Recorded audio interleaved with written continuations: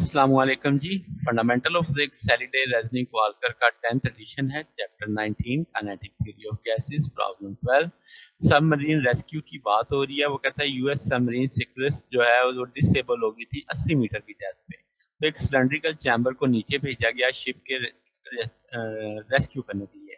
Chamber का radius जो था 1 मीटर का था, हाइट उसकी 4 मीटर की थी, जो बॉटम से भी ओपन होता था जैसे दिखाया गया। तो दो रेस्क्यू को रेस्क्यूर किया गया। अब वो कहते हैं जी जो केबल गाइड केबल है डाइवर को अटैच करती है हैच को सबमरीन तक। Once the chamber reach the hatch, जब उसके ऊपर पहुंच जाता है क्लैम्प कर दिया जाता है हल को, crew could escape into chamber और during the descent air was release from the tank to prevent the water from flooding the chamber. अच्छा, अब क्या जी, वो कहता है इंटीरियर एयर प्रेशर जो है हम मैच करते हैं वाटर के प्रेशर से डेप्थ से P not plus row ji H. P not हमें 1 एटमॉस्फेरिक दे दिया है। सरफेस पे डेंसिटी, सरफेस प्रेशर आपके पास जो डेंसिटी है वो 1024 केजी पर मीटर क्यूब है सी वाटर की। 20 डिग्री का सेल्सियस का टेम्परेचर है और पानी के अंदर जो टेम्परेचर है -30 है। एयर वॉल्यूम पूछा जा रहा है चैम्बर की सरफेस पे। वो कहता है अगर अगर उस टैंक में से एयर ना निकाली जाए तो एयर का वॉल्यूम चैम्बर में 10 मीटर की 80 मीटर की हाइट पे कितना होगा, डेप्थ में कितना होगा, कितने एयर के मॉलिक्यूल्स को वहां से निकालना पड़ेगा ताकि एयर का वॉल्यूम ओरिजिनल वॉल्यूम वही रहे। अब जनाब सरफेस पे जो वॉल्यूम है हम कहेंगे A into H pi R square, चूंकि उसने सर्कुलर सिलेंड्रिकल चैम्बर की तरह का एक बात की है तो आपके पास पाई आर स्केयर होगा इसमें और एच के साथ हाइट से मल्टीप्लाई कर देंगे तो 12.57 मीटर क्यूब का वॉल्यूम होगा उस सारे का चैम्बर का।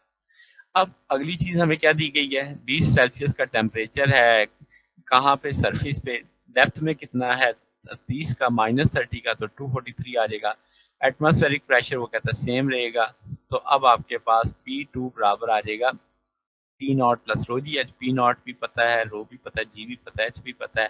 तो 9.038 10⁵ पास्कल आ जाएगा P2। ये अब अंदर की बात हो रही है।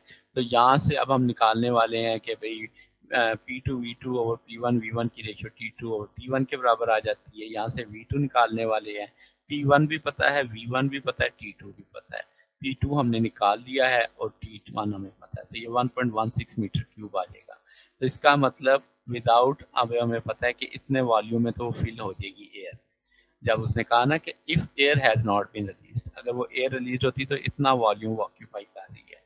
अब हमें उसमें से कितने एयर के मॉलिक्यूल बाहर निकालने पड़ेंगे तो वो हम कह देते हैं equal to p delta v over r T.